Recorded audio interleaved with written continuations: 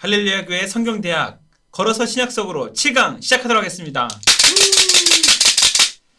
예, 어떤 강의는 약간 좀 길게 할 때도 있고요. 어떤 강의는 좀 약간 좀 짧게 할 때도 있었는데요. 오늘 강의는 약간 정도 중간 정도입니다, 여러분. 예. 그래서 빨리 마치도록 할게요. 근데 굉장히 중요한 거예요. 종말론 7강에서는 종말론 1, 그다음에 8강에서는 종말론 2로 해갖고 진행하려고 하는데요. 여러분 우리가 어떻게 생각하냐에 따라서 끝을 어떻게 생각하냐에 따라서 인생이 달라집니다. 그래서 저는 해피엔딩으로 여러분들에게 소개할 거예요. 기다림의 기쁨. 그러니까 종말이란 단어 자체가 약간은 좀 부정적이고 무섭잖아요. 그러니까 종말이란 단어를 여러분들의 기억 속에서 해피엔딩으로 바꿔버릴 수 있도록 노력해 보는 것이 이번 강의의 목적이고요. 다음 주 8강은 그렇다면 우린 삶에서 어떻게 살아갈 것인가 라는 것을 다뤄보도록 하겠습니다. 자, 진정할게요. 중국에는 공자가 있다면 저희 할렐루야 성경대학에는 뭐가 있다고요? 보생공자! 네, 보생공자가 있죠. 오늘의 그림입니다. 한번 보세요. 짠. 자, 어떤 그림이 눈에 들어오십니까? 퍼즐이 하나, 둘, 셋, 넷, 12개의 퍼즐이 있고 마지막 하나가 맞춰가고 있는데 여러분들이 느꼈을 때 어떤 느낌이 듭니까? 제가 5초 동안 한번 시간 드릴 테니까 이게 종이에 한번 이렇게 적어보세요. 5초, 4초, 3초, 2초, 1초. 네, 여기까지. 여러분 여기 보시면 네 12개의 이 퍼즐은 우리의 인생, 우리의 역사를 말하는 거고요. 마지막 하나의 퍼즐. 성경에서도 요한계시록을 제외한 많은 성경들은 이미 언약이 이루어졌습니다. 그리고 지금 딱 보면 틀이 다 지금 12개 중 11개 잡혔잖아요. 그러면 요한계시록이 만약에 빨간색이 요한계시록이라면 요한계시록이 들어갈 자리는 이미 나와 있는 계시와 언약의 틀 안에서 들어가야 되죠. 이걸 약간 이렇게 바꿔서 한다면 빨간색이 이렇게 들어갈 수도 있고 이렇게 들어갈 수 있잖아요. 그런데 하나님께서는 이미 들어갈 틀을 만들어 놓은 거예요. 그래서 사도 이후로 계시의 언약은 멈췄다는 주장도 많이 있고요. 지금도 하나님이 계속해서 온다고 하는 그런 부류도 있습니다. 근데 저는 전자 쪽을 많이 여러분들에게 추천합니다. 왜냐? 방금 말씀드린 것처럼 맨 끝에 요한계시록 하나 때문에 아니면 지금 계시받는 사람들 때문에 앞에 나와 있는 11개의 정말 명확하고 역사에서 검증되고 하나님의 말씀이 이 언약의 수백 년 동안 말라기 이후에 400년의 침묵기를 거쳐서 수천 년 동안의 언약의 그 증거가 있는 11개의 성경을 포기하면서 오늘 나의 입맛에 맞춰주는 계시에 집중한다면 여러분 이단이 가능성이 매우 높습니다. 그래서 여러분 계시록은 굉장히 중요하지만 성경 66권을 다 통틀어서 보면서 계시록을 봐야 되고요. 또 말씀드리겠지만 전에부터 스나이퍼를 제가 비교한 것처럼 빵 쏘면은 이 관이 길면 길수록 정확하게 확률이 높아져요. 구약부터 신약까지 정확하게 알면 할수록 여러분들이 큐티나 말씀을 듣는 거나 삶에 적용하는 데 있어서 정확하게 될 수가 있습니다. 자, 이제 오늘 본론 들어가겠습니다. 자, 기다림의 기쁨. 종말론 첫 번째, 끝을 알면 삶도 달라진다. 끝을 알면 삶도 달라진다. 네. 신약과 구약을 보는 것을 제가 계속 말씀드리고 있는데 신구약은 구분된 것이 아니라 연결되어 있다. 7강까지 6강까지 저의 강의를 들으신 분들은 이제 무슨 말인지 알 거예요. 그리고 이제 그 정도는 알 거예요. 그래서 걸어서 신약 속어를 들은 사람과 안 들은 사람. 이 세상에는 딱 두 가지 종류의 사람이 있습니다. 윤영건 목사의 걸어서 신약 속어를 들은 사람과 안 들은 사람. 맞죠? 네, 내가 생각해도 맞는 것 같아요. 신구약과 구분된 것이 아니라 완성의 개념으로 구성되어 있다. 요한계시록이나 종말론을 보는 관점도 마찬가지예요. 딱 잘라서 요한계시록만 갖고 막 해석을 하면 이단으로 갈 가능성이 매우 높습니다. 성경 66권을 무시하고 하나님이 계시를 받았다고 하면서 막 기도원에 다니면 이단으로 갈 가능성이 매우 높습니다. 신구약의 정보를 가지고 어떻게 한다고요? 미래의 정보를 안다. 즉 우리 앞으로 살아갈 현재와 미래에 어떻게 큐티를 할 것인지, 나 살아갈 인생을 어떻게 잡을 것인지, 더 나아가서 요한계시록에 이 말씀이 이루어진 것이 어떻게 이루어질 건지에 대한 예측이 가능한 것들이 앞에 있는 39, 27, 구약 39권과 신약 27권, 65권의 성경책을 잘 알고 있다면 요한계시록은 쉽게 풀립니다. 자, 요게 지금 보트를 제가 한번 했는데 여러분 지금 어떤 그림이 생각나십니까?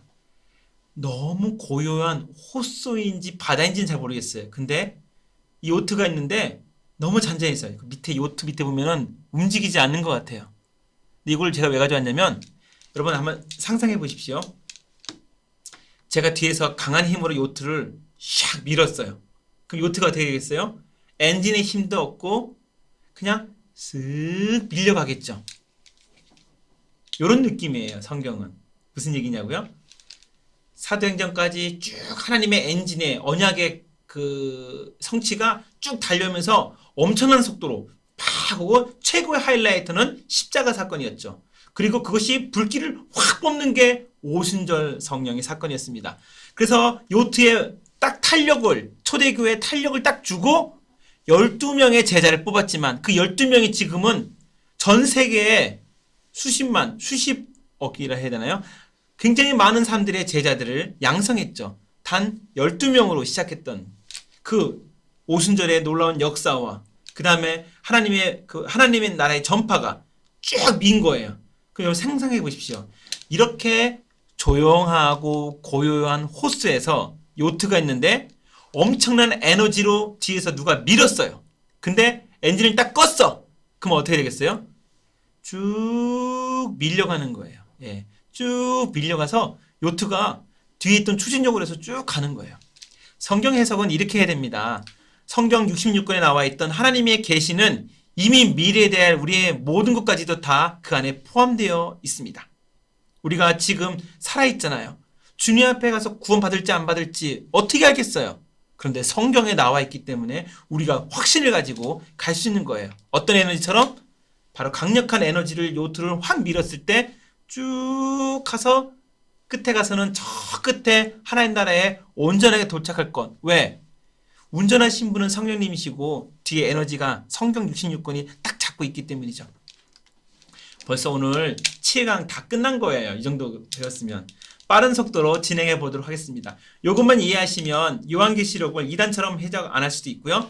지금도 하나님의 계시를 성경 66권을 무시하면서 2단으로 가는 분들도 있는데요.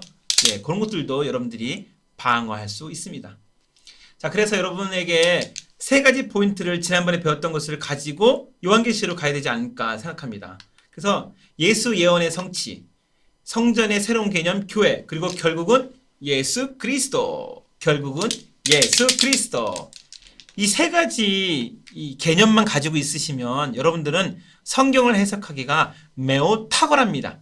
예수 예언의 성취됐죠. 다 배웠어요.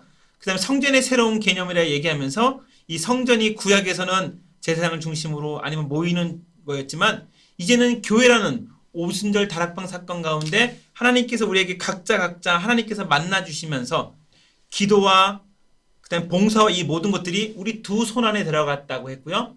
또 교회라는 곳이 이 치유의 은혜가 있다고 했습니다. 그래서 교회에 대한 그리스도의 몸된 교회, 이 얘기를 또 한번 제가 계속 얘기했고요. 그리고 모든 역사와 계시의 중심에는 예수 그리스도가 있다는 거. 여러분들이 성경 66권을 부분적으로 공부하시는데 요 세 가지를 알고 공부하는 거와 아닌 것은 다르다. 예수 예언의 성취. 구약복음과 신약복음이죠. 예, 그래서 구약에서는 오실 메시아, 신약복음은 오신 메시아를 얘기하는 거고요. 약간 디테일하게 들어가 버리면 마태, 마가, 누가, 요한 이 사복음서, 공간복음은 마태, 마가, 누가고요. 요한복음까지 합하면 사복음서고요. 공간복음은 마태, 마가, 누가죠. 예, 세 가지. 예수님은 하나님 나라에서 전했다면 제자들은 어떤 거예요? 그 하나님 나라의 복음을 전한 예수 그리스도가 구약에서 예비한 그 메시아예요. 또 다시 오실 구주라고 가리키는 것이 제자들의 복음이었죠. 왜냐하면 예수님 당시에는 부활이라는 것을 아직 안 보여줬잖아요. 예. 그리고 부활도 몇몇 사람들에게 보여주고 그 다음에 승천하셨기 때문에 다른 이방에 있는 사람들이 복음을 들을 때는 제자의 입술을 통해서 증인의 삶을 통해서 듣는 것밖에 없었습니다. 성경을 쭉 얘기하면 한마디로 표를 내면 이렇게 나와 있는 겁니다. 보이시죠? 네. 창조, 타락, 구속. 여기서 포인트가 여러분 구속이라는데 창세기 3장 15절에서 계시록 20장이에요. 이거 왜 그랬을까? 짜잔. 하나님께서 하나님의 백성을 만들기 위해서 이제 프로젝트를 했는데요. 대표적인 샘플로는 이제 구약에서 출애굽하는 백성들을 보여줬고요. 그리고 그 백성들이 제대로 못 사니까 아수라든지 바벨을 통해서 하나님 훈련시키는 장면을 또 보여주셨고요. 그리고 야 이스라엘만 구원하려는 것이 아니야. 하나님을 예수 그리스도를 보내줘서 예수 그리스도의 옷자락만 붙잡은 사람, 예수 그리스도 십자가를 붙잡은 사람 누구나 구원받을 거야 라고 하면서 요나와 이사야를 통해서 미리 예언하셨고요. 그 다음에 그 예언대로 하나님께서는 만민이 기도하는 집이라는 것을 이사야의 예언대로 또 요엘의 예언대로 신약에서 이루어지셨죠. 그리고 그 사건을 고넬료와 오순절 다락방 사건을 통해서 역사하셨습니다. 이런 내용 아브라함부터 시작해서 계시록 20장까지의 모든 내용들 하나님의 백성들을 내가 구속하겠다. 내가 구원하겠다는 그 프로젝트가 창세기 3장 15절에서 계시록 20장까지 있다는 사실 요거를 잊지 않았으면 좋겠습니다. 그리고 성전의 새로운 개념 설명하셨죠? 이 기도, 봉사, 예배가 있었다는 거. 이제 앞으로 여러분들 요한계시록을 볼 건데 요한계시록도 예수 그리스도 안에서 해석이 돼야지만 돼요. 그렇지 않고 문자 하나하나만 보고 여러분들이 그 해석을 하면 이단으로 될 가능성이 매우 높습니다. 이 편은 뭘 말하는지 아시죠? 역사와 시간의 모든 중심에는 예수 그리스도. 예. 그래서 아담도 예수님을 받고 아브라함도 예수를 받고 다윗도 예수를 받다. 그래서 다윗 시편에 보면 자신의 그런 그 자손에게서 이제 메시아가 나오는데 뭐 모르잖아요. 먼 훗날인데도 불구하고 시편에 보면 시편이라는 것은 시인데 예언자적인 시들이 많습니다. 근데 그 시편에 자신의 구주 보고 오 구주시오라고 얘기하는 장면이 나와요. 이게 어떻게 가능하느냐? 자신의 후손인데 나중에는. 근데 그게 아니고 기도할 때 하나님께서 우리에게 감동을 주실 때 보인다는 거예요. 그래서 선지자가 예언을 하거나 또한 계시를 할 때는 바로 이런 작용에서 이루어진 거죠. 그래서 중간에 예수 그리스도가 있다는 거죠. 아담, 아브라함, 다윗, 베드로, 야고, 바울 다 모두가 예수 그리스도를 보았고요. 요한계시록도 마찬가지입니다.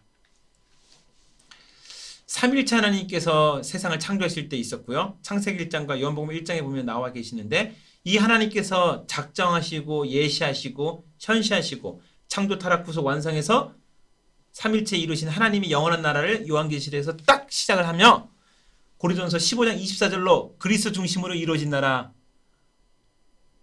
아버지 하나님께 바친다라고는 고린도전서 15장 24절에 이 말씀이 그대로 요한계시록에서 응해지십니다. 자, 여러분 이제 이 세 가지를 제가 말씀드렸고요. 그 다음에 이 세 가지에 대해서 디테일하게 지금 또 10분간 말씀드렸습니다. 이제부터는 이제 요한계시록에 관련된 종말론에 관련된 얘기를 집중적으로 한번 들어가 볼게요. 성경을 세 개로 아까 나누는데요. 제일 중요한 포인트가 창세기 3장 15절에서 계시록 20장까지 간다는 거. 그럼 창세기 3장 15절에 대체 어떤 내용이 있길래 왜 여기서 끊느냐? 앞부분까지는 타락하는 장면이에요. 창조와 타락. 하나님께서 에덴 동산 만드시고 먹지 말라 그랬는데 먹어서 먹었어요. 그 다음 15절 함께 읽겠습니다. 시작. 내가 너로 여자와 원수가 되게 하고 내 후손도 여자의 후손과 원수가 되게 하리니 여자의 후손은 내 머리를 상하게 할 것이요 너는 그의 발꿈치를 상하게 할 것이니라 하시고, 이게 원시 복음이라 그래서 복음의 최초에 나온 건데 우리가 타락했지만 하나님께서 여자의 후손 예수님을 통해서 내 머리 즉 사단을 상하게 하시고 멸하게 하시고 우리를 구원하신다 라고 하는 창세기 3장 15절 굉장히 중요한 건데요. 구속이 시작이 여기서부터 시작됩니다. 그래서 앞으로 저는 계속 요거를 언급하고 할 겁니다. 성경에서 말하는 종말 이야기 자, 시작해 봅시다. 재림. 종말이 아니고 다시 오는 거예요. 예수님이. 초림은 어떻게 됐어요? 십자가 사건 오시기 전에 성육신을 오신 게 초림이고요. 2000년 전 베들레헴에 태어난 그 사건을 초림이고요. 다시 예수님께서 승천하시면서 내가 다시 오겠다라고 해서 그때를 재림이라고 하는데, 예수님이 오시는 날에는 믿지 않는 자들에게는 종말일 수는 있어요. 근데 우리에게는 축제이고 재림의 날입니다. 축제의 날입니다. 그 다음에 이것은 완성이에요. 앞부분에 제가 길게 한 이유가 그거예요. 이것을 얘기하고 싶었던 거예요. 계시록 하나만 달랑 떼서 보면은 완성이라기보다는 뭔가 독특한 책, 그리고 무서운 책, 조심해야 되겠다는 책인데, 창세기부터 시작해서 쭉 요한계시록까지 다 꿰뚫으시는 분들은 요한계시록은 완성의 책이고요. 또한 종말은 완성의 단계입니다. 이 부분 잊지 않았으면 좋겠습니다. 자, 다니엘, 마태복음 24장, 요한계시록 가지고 많은 계시를 연구하신 분들이 얘기를 해요. 저도 이것을 피해갈 수 없는 이유가, 아까 제가 말씀드렸다시피 예수 그리스도가 중간에 있지만 시간과 역사를 뛰어넘는 분이 예수님인데, 삼일째 예수님께서, 하나님께서 우리에게 말씀해 주십니다. 세상은 이렇게 변할 거야. 그렇기 때문에 다니엘과 마태복음 24장과 또한 사도 요한을 통해서 요한계시록에 있었던 이 모든 것들이 삼일째 하나님으로부터 나왔다는 거죠. 다니엘은 구약이요, 마태복음 24장은 예수님 당시요, 요한계시록은 예수님이 승천하시고 난 다음에 벌어진 일인데, 이 모든 것들이 삼일째 하나님을 통해서 나왔기 때문에, 그렇다면 메시지는 하나다, 여러 개다? 하나다. 자, 원시복음 시작. 창세기 3장 15절. 여자의 후손은 내 머리를 상하게 할 것이요. 여자의 후손 누구라고요? 예수님. 내 머리를 상하게 한다. 십자가 사건을 얘기하는 것이요. 자, 심판에 대한 언약입니다. 누구의 심판? 믿지 않는 자들과 사단에 대한 심판이죠. 자, 그런데 다니엘서 7장 10절 시작. 불이 강처럼 흘러 그의 앞에서 나오며 그를 섬기는 자는 천천히요, 그 앞에서 모셔선 자는 만만이며 심판을 베푸는데 책들이 펴 놓였더라. 이 책이라는 것 갖고 재밌게 얘기할 수 있어요. 하나님의 그 보좌에는 왼편과 오른쪽에 책들이 있다고 합니다. 하나는 생명책, 예수 그리스도를 통해서 믿는 자들의 책이고, 하나는 일반 행위로운 책. 어떤 책이냐면, 예수님 믿지 않았지만 정말 세상에서 하늘을 우러러 부끄러워 없이 살아가는 사람들이 이름이 기록된다고 하는 거예요. 근데 이거는 뭐 여러 가지 그냥 설 중에 하나예요. 확실한 건, 성경은 확실한 거는 이쪽 행위에 의한 책들에 기록될 사람은 아무도 없다는 거예요. 그렇기 때문에 오로지 예수 그리스도를 통해서만 온다는 얘기를 하고 싶었던 거예요. 그 말하려는 그 설교자도. 그렇기 때문에 생명책에 대한 여러 가지 해석이 많겠지만, 여기서는 성경에 나오는 데만 말씀드린다면, 심판할 때 무엇인가 기록된 걸 가지고 우리를 심판하신다. 예수 그리스도가 심판을 하시는데요. 그분이 삼일체 하나님께서 하나님의 보좌 옆에서 하는데, 예수님이 하는 역할이 뭐예요? 중보의 역할이 있어요. 이 땅에서는 성령께서 중보자이시면, 예수님께서 나를 믿는 자들을 하나님 앞에서 변호하신다 그래요. 그 때문에 계시록 20장 12절, 또 내가 보니 죽은 자들이 큰 자나 작은 자나 그 보좌 앞에 섰는데, 큰 자나 작은 자를 뭐 하냐면 좋은 일을 많이 했거나 작은 일을 많이 했거나 선행을 많이 베풀었거나 선행을 못했거나, 큰 자나 작은 자나 그 보좌 앞에 서 있는데 책들이 펴 있고 또 다른 책이 펴졌으니, 요거 아까 제가 말씀드린 거거든요. 한쪽에는, 왼쪽 오른쪽에 표시되어 있지 않지만 한쪽에는 생명책, 한쪽은 뭐 이렇게 행위론 책이라 하고 설교자들이나 이렇게 많이 인용하는데요. 저는 성경이 말하는 데까지만 말하겠습니다. 책들이 펴 있고 또 다른 책이 펴져 있으니 그 생명책이라. 죽은 자들이 자기 행위를 따라 책들에 기록된 대로 심판을 받으니, 자기 행위에 의해서 구원받을 사람은 아무도 없습니다. 근데 그 행위에는 예수 그리스도를 믿었던 그 흔적까지를 말씀드리는 거죠. 그래서 이제 이 두 책을 가지고 이제 이렇게 해서 재미나게 얘기할 때가 많아요. 예수 그리스도가 이제 그 옆에서 중보하고 계시고요. 그 다음에 예수 그리스도가 변호하고 계시고요. 그 다음에 중요한 사실, 요한복음 5장 22절. 모든 심판의 권한을 예수님이 중보하시고 변호하시기 때문에 결국에는 요한복음 5장 22절이 요한계시록의 핵심의 키가 될 수가 있는 거예요. 시작. 아버지께서 아무도 심판하지 아니하시고, 하나님께서 아무도 심판하지 않는다는 얘기가 아니라 예수 그리스도에게 권한을 주셨다. 근데 그 권한은 십자가의 공로와 십자가의 보혈의 능력을 말하는 거죠. 심판을 다 아들에게 맡기셨으니, 이 얘기는 곧 십자가 외에는, 예수 그리스도 외에는 하나님에게 나아갈 자가 없느니라. 자, 원시복음 다시 한번 읽을게요. 내가 너로 원저와 원수가 되게 하고 내 후손도 여자의 후손과 원수가 되게 하리니 여자의 후손 내 머리 상할 것이요. 걸어서 신약 속으로 배우신 분들은 정말 많은 것들을 얻어가는 거예요. 이렇게 원시복음과 이런 창세기 3장 15절의 중요성을 이렇게 들으셔야지만 알 수가 있죠. 자, 심판 언약인데요. 그 다음 또 다니엘서에 요거를 가지고 어떻게 되느냐. 땅의 티끌 가운데서 자는 자 중에 많은 사람이 깨어나 영생을 받는 자도 있겠고 수치를 당하여서 영원히 부끄러움을 당할 자도 있을 것이며, 이제 이 부분 때문에 이제 1000년 이제 동안 그 하나님의 나라가 이루어지기 전에 여러 가지 그 고난과 어려움이 있을 거다라고 하는 이런 그런 설들을 또 만들어내고요. 그것이 앞이냐 뒤냐 그것 때문에 전천연설, 후천설 나오는데요. 여러분들은 지금 어떻게 보면 성경대학에 기본 단계에 있기 때문에 어렵게 나가지 않겠습니다. 그러나 그 사람들도 그런 신학들도 다 성경에서 끄집어내서 하는데 이 부분을 얘기하는 거예요. 이런 부분과 또 천년이라는 단어 같은 일을 가지고 얘기하는데, 십자가 사건을 말한다고 저는 말씀드리고 싶습니다. 십자가 사건을 통해서 환난을 받을 수도 있고 또 이것은 구원을 받을 수 있고, 다시 한번 보면은 땅의 티끌 가운데서 자는 자 중에서 많은 사람이 깨어나, 이것은 부활을 말하는 거겠죠.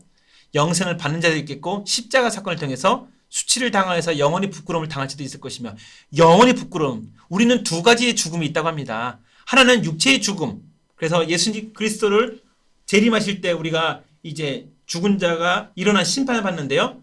요걸 가지고 또 이제 학자들은 먼저 심판받는 자가 교회가 먼저 심판받는다라고 해서 세대주의 전천연설, 그 다음에 역사 전천연설 얘기하는데, 이제 죽은 자가 먼저 심판받는다, 그 다음에 교회가 먼저 심판받는다, 그 다음에 이렇게 교회와 이스라엘, 지금 이스라엘이라는 얘기는 지금 우리가 말하는 팔레스타인 이스라엘 말한 거죠. 그들과 함께 심판받는다. 이걸 가지고 여러 가지 또 설들이 많습니다. 요한계시록은 정말로는 복잡한 설입니다. 그러나 저는 성경이 말하는 데까지 말하려고 하니까 저는 다니엘서 12장 2절을 이제 십자가 사건으로 여러분들에게 소개하는 거예요. 십자가를 통해서 이 땅에서 첫 번째 죽음, 육체의 죽음과 함께 두 번째에 하나님 앞에 섰을 때, 재림에 섰을 때 영원히 부끄러움을 받는다는 얘기는 환난 받을 수도 있고요. 그 다음에 이제 우리가 하나님 앞에서 심판을 받는 거죠. 그때. 이런 거가 이제 굉장히 다니엘 12장 2절에 나와 있는 거고요. 마태복음 27장 51절에 53절, 요것도 부활에 대한 내용인데요. 한번 읽어볼게요. 같이 시작. 이에 성소 휘장이 위로부터 아래까지 찢어져 둘이 되고 땅이 진동하며 바위가 터지고, 요거 굉장히 중요한 사건이라고 제가 말씀드렸습니다. 오순절 다락방 사건 이전에 성소 휘장에서 아래로부터 그 전에는 성소 안으로 대제사장이 백성을 대신해서 기도를 갔다면 이제는 우리 두 손에 온 거예요. 이 사건이 27장 51절 사건이에요. 20절 52절 무덤들이 열리며 자던 성도의 몸이 많이 일어나되, 53절 예수의 부활 후에 그들이 무덤에서 나와서 거룩한 성에 들어가 많은 사람에게 보이니라. 무덤이 열리며 자던 성도들이 많이 일어나 예수의 부활 후에 그들이 무덤에서 나와서 거룩한 성에 들어가 많은 사람에게 보이니라. 이것이 나중에 재림했을 때 죽은 자들이 일어나 부활에 심판받는다는 것에 대한 대표적인 예예요. 제가 질문해 볼게요. 여러분들은 구원 받았잖아요. 그럼 이제 부활을 어떻게 확신해요? 성경 공부를 열심히 하셨는데 혹시 이단 이렇게 질문하신다면, 제가 얘기했잖아요. 66권 중에 65권을 여러분들이 다 아시잖아요. 66권 요한계시록이 아직 완성되지 않았지만, 지금 이루어지지 않았지만 65권에 의하면, 5권에 의하면, 성경에 의하면 로마서에 의하면 예수 그리스도를 살리신 이가 성령이죠. 하나님께서 하나님의 영이 우리를 살리지 않겠느냐라고 하면서 바울도 그걸 고백하고요. 방금 전에 마태복음 27장도 보시다시피 우리가 부활할 수 있는 확신은 예수님께서 우리를 대신해 돌아가시면서도 죽음에서 부활하는 첫 열매가 되셨다. 이걸 어떻게 확신하냐고요? 성경을 그래서 믿어야 돼요.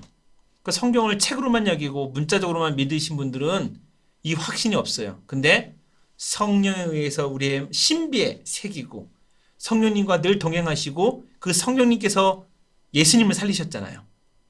그러면 우리도 살리는 것은 당연한 거겠죠. 그래서 기도란 서로 대화를 해야 된다. 기도란 상대가 있어야 된다. 라고 한 것처럼 우리는 항상 성령님과 동행하는 예수님과 동행하는 임마누엘의 삶이 중요한 것입니다. 굉장히 어려운 건데 제가 잘 설명했는지 모르겠네요. 초림은 첫 열매, 재림은 모든 부활을 말하는 것입니다. 자, 마태복음이 요거에 대해서 얼마나 자세히 얘기하고 있냐면 24장은 죽음을 예언했고 27장에는 예수 그리스도 죽음 성취됐고 25장은 예수 그리스도 부활에 예언했고 28장은 예수 그리스도 부활에 성취했어요. 죽음과 부활이 마태복음 24장부터 28장까지 쭉 나오고 요것은 우리의 나중에 재림했을 때 모든 백성들의 부활을 예비한다고 했습니다. 예수 그리스도의 죽음과 부활은 매우 중요하고요. 요한계시록은 예수 그리스도의 재림을 말하는 거기 때문에 다니엘, 마태복음 24장, 그 다음에 요한계시록은 항상 계시록을 얘기할 때 연결되어 얘기한다. 근데 이게 왜 연결되어 있다고 그랬어요? 예수님, 삼일체 하나님, 예수님, 성령님은 시간과 역사를 초월하기 때문에 성경을 통해서 말씀하실 때 다 같은 메시지가 나올 수밖에 없다. 시대는 다르고 저자가 다르다 하더라도. 이거 굉장히 중요한 성경신학적 개념이에요. 이거 놓치시면 안 돼요. 자, 그렇다면 서신서에서는 이 종말론에 대해서 어떤 이야기들을 또 언급했는지 한번 볼게요. 원복음, 하도 많이 해서 넘어가겠습니다. 예. 심판 언약했죠? 마태복음 24장 11절 시작. 거짓 선지자가 많이 일어나 많은 사람을 미혹하겠으며 불법이 성함으로 많은 사람의 사랑이 식어지리라. 네. 요게 이제 예수님의 종말의 때 계시록이 가까이 올 때 이루어진다고 하는데요. 어떤 분들은 이제 사도 시대가 끝나고 중세가 끝나고 앞으로 7년 대환란이 올 때쯤 이것이 일어난다는 사람이 있고 어떤 분들은 이미 십자가 오신 이 시대 예수님 시대에 딱부터 시작해서 이미 이것은 다 시작됐다. 그래서 이 안에서 이미 그런 그 7년 대환란 같은 그런 고난과 어려움의 시기가 이미 시작되고 있다라고 해석하는 분들이 있어요. 그러니까 마태복음 24장 11절부터 시작해서 서신서에 나와 있는 많은 종말론적인 약간 음침하고 약간 좀 협박하고 있는 같은 느낌이 들고 있는 모든 구절들은 이런 해석들을 만들어내요. 그래서 막 전쟁이 나고 기근이 나고 막 어려운 일이 닥치면 말세가 됐네 이 얘기를 하는데 이 말세가 나중에 먼 훗날에 이루어지는 것인지 아니면 이미 십자가 사건부터 천국의 복음과 이 말세가 같이 이루어져서 이미 여자의 후손이 사단의 머리를 눌렀죠. 걔네들한테는 말세예요. 우리한테는 천국이고요.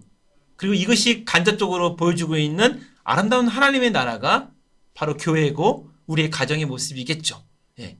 그러니까 이렇게 보신 분들은 그런 이렇게 나중에 막 심한 고난과 이런 어려움들은 이미 시작됐다고 하는 거죠. 지금도 선교지에서 많은 선교사님들이 주는 숫자가 그 전에 돌아가셨던 우리 초대교회 숫자보다도 엄청 많다는 거예요. 그러니까 지금도 그런 환란 가운데 있는 것이지. 그렇다면 하나님께서는 말씀이 이미 여기서 시작되고 있다는 것을 얘기하고 있는 거예요. 자, 이런 부분에서 복음의 시대 끝에는 요걸 해석을 이제 어떻게 하냐에 따라서 달라질 수가 있습니다. 베드로후서 2장 1절 시작. 그러나 백성 가운데 또한 거짓 선지자들이 일어났었나니 이와 같이 너희 중에도 거짓 선들이 있으리라. 그들은 멸망을 할 이단을 가만히 끌어들여 자기들을 사신줄을 부인하고 임박한 멸망을 스스로 취하는 자들이라. 여기 베드로전서, 베드로후서, 요한 1서, 2서, 3서. 예. 요런 얘기들은 이제 그 종말에 대한 이야기들이 많고요. 그 다음에 사도들이 요거를 지을 때, 성경 지을 때 이제 쪽복음들이 거의 이제 마무리됐잖아요. 그래서 하나님께서 예수님을 다시 보내줄 때 사도들이 다 돌아가시기 전에 보내주지 않겠느냐라고 그런 이야기가 있어서 많은 사람들이 사도들이 돌아가시기 전에 베드로죠. 여기 베드로인데 베드로가 돌아가시기 전에 아니 베드로가 돌아가셨잖아요. 그 다음에 이제 그럼 오겠다 곧바로 예수님께서. 그래서 이때 약간 종말론적인 요한계시록에 대한 얘기들이 많이 퍼졌어요. 그래서 이제 이거 얘기하는 거예요. 그를 아노라 하고 그의 계명을 지키려 하는 자는 거짓말한 자요 진리가 그 속에 있지 아니하니되 요한일서 2장 22절 거짓말한 자가 누구냐? 예수 그리스도 그리스도이심을 부인한 자가 아니냐? 아버지와 아들을 부인하는 그가 적그리스도니. 이제 요거에 대해서 거짓 선지자들, 거짓 교사들이 유대적인 생각으로 이제 여러 가지 얘기를 하는 거죠. 바울과 예수님이 얘기했던 그런 종말론이 아니라 구약에서 있었던 교육을 받았던 유대인들이 예수님을 믿었어요. 그런데 바울의 복음과 예수님의 복음을 다 깨닫지 못한 상태에서 어떻게 돼요? 자기 나름대로 종말론에 대해서 얘기를 하게 되고 그런 가운데서 예수님의 비중과 하나님의 비중, 그래서 아버지와 아들을 부인하는 그가 적그리스도니. 얘기는 뭐냐면 종말이 언제 올지 모르지만 확실한 거는 요한계시록의 중심에, 그 다음에 우리의 성경의 중심에, 메시아의 중심에는 예수가 있는데 아버지와 아들을 부인하는 자가 적그리스도가 아니냐라고 이렇게 얘기하고 있는 거예요. 진리를 요한일서 2장 4절에 진리가 그 속에 있지 아니하되. 여러분 지금 진리를 갈구한 사람이 별로 없어요. 지금 가치의 시대라고 합니다. 예를 들면 우리가 어떤 그 가격을 매길 때 이게 진리에 된 거냐 아니냐를 보다는 이게 가치가 있느냐 없느냐. 현 시대는 가치의 시대예요. 그래서 옛날에 예수님을 막 이렇게 막 모시고 그 다음에 막 존경했던 그런 모습들이 지금 효율이라는 가치, 그 다음에 경영이라는 가치, 또 인원수가 많아져야 되는 가치, 이런 거에 의해서 몰릴 수가 있더라고요. 그래서 성경은 가치의 책이 아니라 진리의 책이죠. 진리는 가치로 따질 수 있어요? 없어요, 여러분. 진리는 생명이고요. 진리는 하나고요. 진리는 하나님의 메시지입니다. 근데 교회도 가도 되고 안 가도 되고 말씀을 읽어도 되고 안 읽어도 되고 전도를 해도 되고 안 해도 되고. 왜? 시험 공부해야 되죠. 입시 준비해야 되죠. 그다음 취업 준비해야 되죠. 이 가치에 밀리는 거죠. 그렇다고 해서 여러분들에게 진로를 또한 취업을 하지 말라는 얘기가 아니에요. 근데 우리가 지금 현실에 닥친 가치에 의해서 진리가 계속 외면되고 있고 진리를 하나님의 아는 진리를 아는 지식에 관심이 없어지고 있다 라는 얘기를 하고 있는 거예요. 진리란 예수 그리스도를 아는 지식이고요. 하나님을 아는 지식입니다. 자, 이렇게 쭉 보다 보면 이제 약간 좀 이렇게 종말에 대해서 약간 관심이 있어지지 않습니까? 그러면 목사님, 그럼 세상에서 말한 종말이 올 때 뭐 징조가 있어요? 그거 어떻게 알고 있죠? 라는 거에 대해서 제가 한번 말씀드릴게요. 홍수 심판할 때 전날까지 징조가 없었어요. 그리고 노아의 방주가 문을 탁 닫는 순간 어떻게 돼요? 40일 밤낮으로 비가 왔죠. 홍수 심판 때 징조가 없었다. 십자가 사건 때 예수님께서 계속 쉬쉬해요. 아직은 때가 이르지 아니하였느니라 말하지 마라. 징조가 없었어요. 그 다음 요한계시록에 또 마찬가지. 요한계시는 아직 이루어지지 않은 책이죠. 그러면 이렇게 얘기하겠죠. 예수님 그럼 재림하실 때 징조가 있을 건가요? 징조가 없을 가능성이 매우 높습니다. 그 이유는 마태복음 24장 37절 노아의 때와 같이 인자의 임함도 그러하니라. 인자의 임함도 뭐냐면 재림을 말하는 거겠죠. 홍수 전에 노아가 방주에 들어가는 날까지 사람들이 먹고 마시고 장가들고 시집까지 갔다는 얘기예요. 만약에 그 전부터 비가 왔다면 노아가 방주를 만들었네? 그럼 비가 많이 차면은 노아의 방주가 필요한 거네? 그럼 나 좀 살려주세요 노아님, 나 좀 살려주세요 하나님이라고 했을 건데 노아가 방주가 들어간 날까지 사람들이 먹고 마시고 장가들고 시집가고 있다고 합니다. 홍수가 나서 그들을 다 멸하기까지 깨닫지 못하였으니 인자의 임함도 이와 같으리라. 그래서 주님이 도적같이 임한다는 얘기가 여기서 또 유리할 수가 있습니다. 깨닫지 못하였으니. 그래서 요한계시록에는 여러 가지 이렇게 뭐 무서운 얘기들이 많이 나와요. 그 다음에 이렇게 베드로후서에서도 뭐 여러 가지 나와요. 문학적 표현과 역사적 어떤 그런 컨텍스 안에서 해석해야 되는 부분이 많지만 성경만 갖고 얘기했을 때라도 요한계시록에 나와 있는 그런 일이 벌어지기 전에 징조가 나타날 가능성이 없다고 마태복음 24장 39절에 얘기하고 있습니다. 그렇다면 징조는 나타나지 않는데 그러면 징조 후 심판과 결과에 대해서는 뭐라 나와 있나요? 홍수 심판 때 끔찍했죠. 이 문이 닫히기 전까지는 아무것도 없었지만 7장 10절 7일 후에 홍수가 땅에 덮이니 노아가 600세 되던 해 둘째 달 곧 그달 11의 날이라. 그날에 큰 기품의 샘들이 터지며 하늘의 창문들이 열려. 얼마나 비가 많이 왔으면 이렇게 표현했을까요? 십자가 사건 때문에 어떤 일이 벌어졌을까요? 요엘 2장 30절과 사도행전 2장 18절은 십자가 사건들의 예언을 얘기하는데요. 요엘 2장 30절은 사도행전 2장 18절을 말하는 거고요. 십자가 사건은 바로 휘장이 위에서부터 아래로 찢어지고 예수 그리스도가 우리의 인류의 모든 죄를 속죄해 주셨으며, 그럼 우리 안에 이제 죄가 없죠. 왜? 예수님께서 우리를 이렇게 안아주신 거예요. 우리가 죄가 없어서 구원받은 게 아니라 우리 안에 죄가 있지만 예수 그리스도의 보혈로 우리를 안아줬다는 거예요. 그러면서 성령께서 우리에게 오셔서 오순절 사건들이 일어나면서 사도행전 2장 18절의 이야기가 일어난 거죠. 목사님, 요엘 2장 30절 내용이 뭐예요? 그래서 제가 친절하게 준비했습니다. 요엘 2장 30절 시작. 내가 이적을 하늘과 땅에 베풀리니 곧 피와 불과 연기 기둥이라. 여호와의 크고 두려운 날이 이르기 전에 해가 어두워지고 달이 핏빛같이 변하려니와. 네, 이 사건이 십자가 사건이고요. 이 사건이 만약에 정말 종말론적인 사건의 시작이라면 이미 우리의 삶 가운데, 인생 가운데 십자가를 붙든 삶과 안 붙든 사람들이 삶이 이러할 거예요.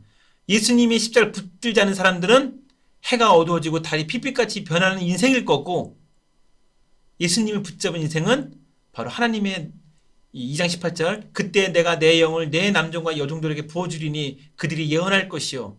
요엘에 있었던 그 사건들이 사도행전 오순절 이 다락방 사건 가운데 임하는 사건을 말한 거죠. 2장 19절 또 내가 위로 하늘에서는 기사를 아래는 땅에서 징조를 베풀리니 곧 피와 불과 연기로다. 이때 성령을 받고 난 다음에, 그러니까 받기 전에, 십자가 사건 전에, 오순절 사건 전에는 징조가 없다.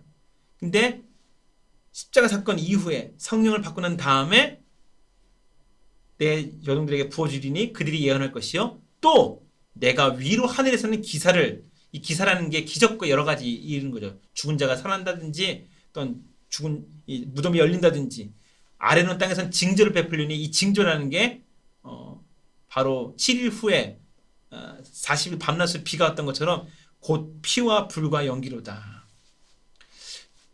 그래서 사람들은 이런 얘기도 해요. 예, 구약에서는 물로 심판해서 너무 끔찍하기 때문에 내가 이제는 물로 심판하지 않겠다. 그래서 불로 심판하겠다라고 해서 다음 징조는, 그러니까 징조 후에 나오는 하나님 심판은 불이라고 하는 얘기도 나오는데 그 여러 가지 그냥 추측이고요. 일단은 성경이 말한 데까지만 말한다면 십자가 사건 이후 오순절 사건까지 연결되는 데 있어서 요엘 2장 30절과 사도행전 2장 18절의 예언이 이루어졌고요. 요한계시록도 나중에 하나님의 요한계시록에 우리가 심판 앞에 우리가 딱 섰을 때는 이미 그때 가서 예수님 믿으면 늦어요. 네, 그렇기 때문에 우리가 이 땅에 있는 동안에, 복음이 우리 손에 주어져 있는 동안에 성령님께서 이제 여기까지다, 하나님께서 여기까지다 라고 하기 전까지 끊임없이 복음을 전해야 되는데, 이제 이것이 다 끝나면 천년이 참해, 여기 천년 나오죠. 이 천년이라는 것이 예수님의 십자가 보혈 사건 때부터 천년이냐, 아니면은 7년 대환란이 일어나고 그 다음에 천년이라는 시간이 다 끝나고 난 다음에 요 성경대로 사탄이 그 옥에서 놓여 나와서 땅의 사방 백성 곧 곡과 마곡을 미혹하고 모아 싸움을 붙이리니 그 수가 바다의 모래 같으니라. 요 천년 왕국 때문에 왕국이라 그러거든요. 천년이라는 것이 천년 동안에 이제는 평온해요. 근데 그 전에 예수님이 오시냐, 천년 후에 오시냐, 여러 가지 이유들이 왔다 갔다 하겠지만 요 구절들. 그렇지만 요즘 그런 그 미국의 신학과 젊은 목사님들은 십자가 사건부터 얘기를 할 때가 있고요. 예전의 목사님들이라든지 이제 근현대의 신학자들은 요 문자를 가지고 이제 그런 전천년설, 후천년설을 만들었죠. 그래서 지금 요 부분은 여러 가지 학설이 많기 때문에 저희가 자세히 얘기하지 않지만 그 얘기들이 나온 이유는 요것 때문이다. 천년이 참해 사탄이 그 옥에서 놓여 20장 9절 그들이 지면에 널리 퍼져 성도들의 진과 사랑하신 성을 두루매. 요게 그거예요.